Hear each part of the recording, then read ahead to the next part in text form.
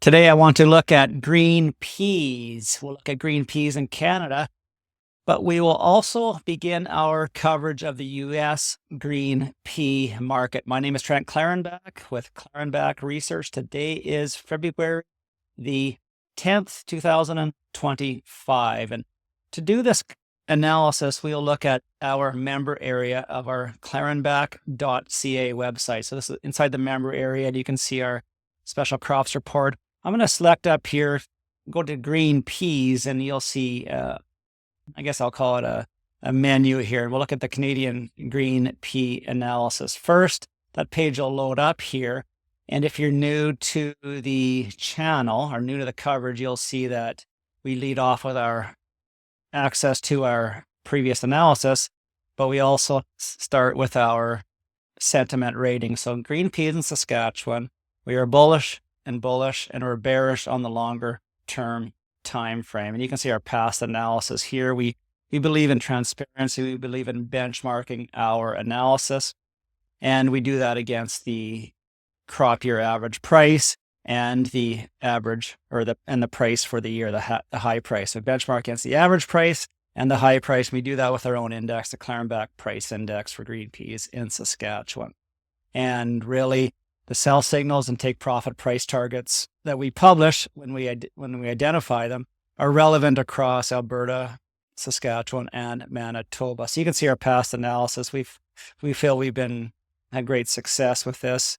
$1 a bushel above the market, and 3 years ago, again last year, we were $1 a bushel above the average price for the year. So that certainly meets our requirements of a successful analysis. So we'll go down to look at our charts here.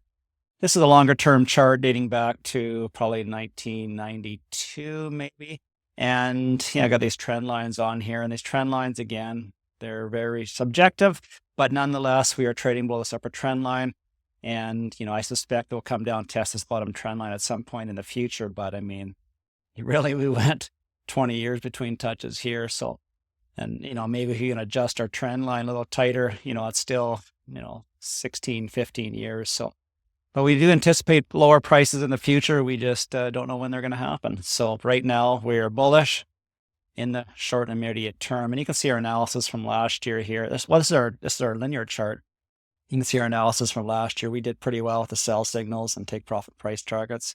And right now we're trading, above our moving averages. That is why we are bullish in the short and intermediate term. So that's what we're looking at for the price. There's quite a bit of this previous resistance and support at this level here. So it's likely to go sideways for a bit and maybe trade in a fairly narrow channel. But right now it's just moving sideways. We'll see how the next coming weeks to months play out. But this is our logarithmic chart, and we draw our trend lines on log charts. And I do feel this upper trend line will get tested again in the future, but as they often do, once you break through a trend line, it gets a retest. Maybe that retest is right here. It's hard to say, but I do feel that we have another opportunity to retest it again, which would probably present maybe a selling opportunity. Right now, the price is going sideways. Our moving averages are below the price, but they are catching up to the price, which is likely to signal a price move in the next 4 to 8 weeks, I'm going to guess. Let's go back and look at the U.S. markets. We'll start with the Pacific Northwest right now. Again, we're just starting our coverage.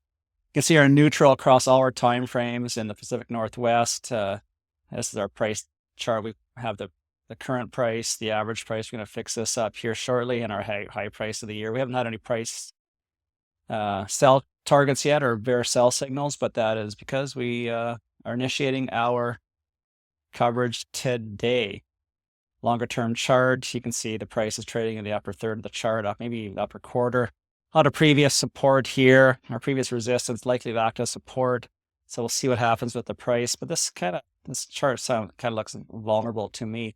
When I look at the shorter term, I can see that the price has been going sideways for some time here, and our moving averages are catching up to the price. Now we're below those moving averages, which is the sign of a downtrend. I suspect these moving averages will catch up to the price, and then we're likely to see a dramatic move. Now, the the probability is this dramatic move is going to be to the downside. So we might lose might get down to this previous level here. It looks like it's around 13, maybe 12.50. And that's why we have a sell signal. We have a bearish sell signal at this level at 14.25. 14.25 is our current price that we have available to us. So if we get any lower prices in the Pacific Northwest, and that's going to trigger our sell signal. And that point, you want to be short. You do not want to be long in the market. You want to, go to cash, allocate those cash resources elsewhere. This chart's a little cleaner, sort of logarithmic chart. And yeah, you can kind of see here how this price is moving sideways. Let's look at the MnDAC delivery region in the US. And the charts are always a little different. I don't really fully understand why. Again, we're going to clean up this table, but average price for the year is just like 17.17. Current price is 16.67. So we're actually below the average price for the year. We just began our coverage of this. I kind of wish I would have done this a few weeks sooner, maybe a month sooner, but nonetheless, here we are. And the price is back down testing this 200-day moving, the 50-week moving average, the purple 50-week moving average. This is a weekly chart. Now, often we find some sort of support at that 50-week moving average. It also aligns nicely with this previous level of resistance. Previous resistance often acts as support. So what we want to do, we want to give this chart a little more time to see how it reacts to these resistance levels, and see how it reacts to this 50-week moving average. But I think the time to exit the position was a month ago, but nonetheless, that's hindsight. So here we are today. So again, a little cleaner logarithmic chart, 50-week moving average. So no sell signals on the MnDAC region, and that's because we just began our coverage today. My name is Trent Klarenbach with Klarenbach Research. It's sunny in Saskatoon. Life's good.